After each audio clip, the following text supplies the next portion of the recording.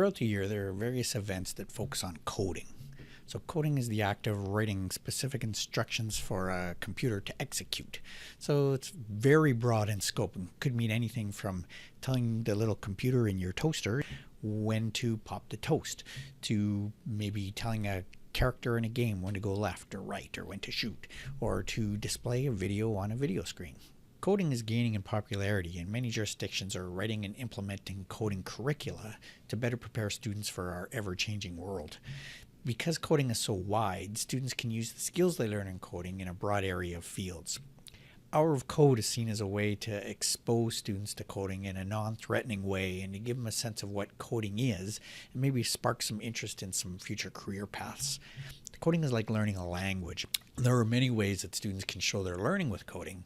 However, they need to learn that language first. Hour of Code is sponsored by some of the biggest names in technology, from Facebook to Microsoft to Pixar to Google. The list goes on. And because of this, they're licensed to use big names like Minecraft and Star Wars and Frozen and Angry Birds, for example. And new ones getting added all the time. So it's also integrated with Google. So we can use our Google accounts that we learned about a few weeks ago to sign the students in to save their progress. To try it out, visit code.org. The first time you do it, it'll ask you what language you'd like to select. So select English and hit submit. Then in the top right corner, click sign in. You can also enter as a guest, but then you can't save your work and leave and come back and continue where you left off. So once in, click the sign in with the Google account. Now I'm going to log in as a student here using the student Google account.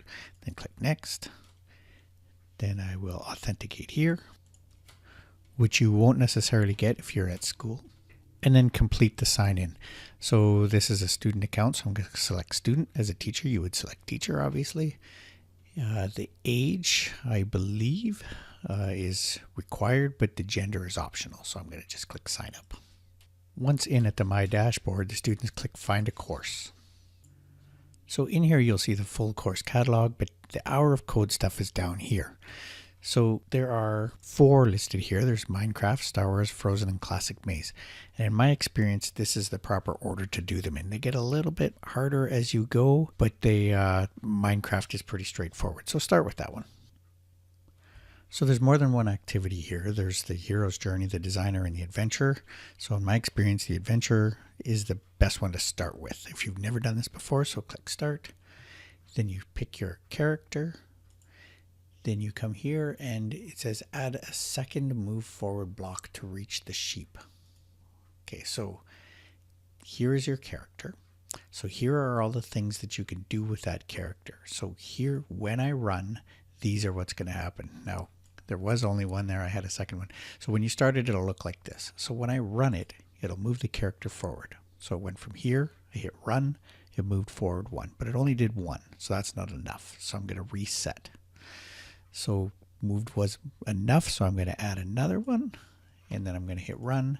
Now it's going to move forward, and now he got to the sheep, so now I've completed that line. So I've got 2 lines of code, and I'm going to continue.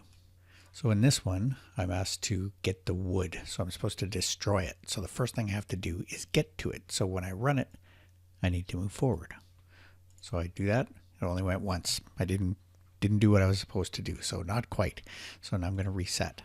So I'm going to move forward twice. So run it, 1, 2. So that moved me, it got me there, but I didn't destroy the block. So I'm going to reset it again, destroy the block. Now it's going to run, destroy, done. Okay, so these are just the first 2. So you can see how many there are, and they get progressively harder. So just keep moving through and get as far as you can, and they will get more challenging as you move on after you learn things. So it won't show you something until you've learned it. So, also the videos will explain a little bit. So give it a try and see how that works for you. Hour of Code is very popular around the world. On the code.org site, there's a huge amount of resources for students to work through if they found they had an interest in coding. Even if you don't pursue it in class anymore, kids can still work on it on their own at home. Both my kids are taking computer science because of at university, because of the positive experiences they had while coding in school. The field is growing every day, and our students are lucky to have such opportunities. Give it a try for yourself and see what you think. Thanks. See you next week.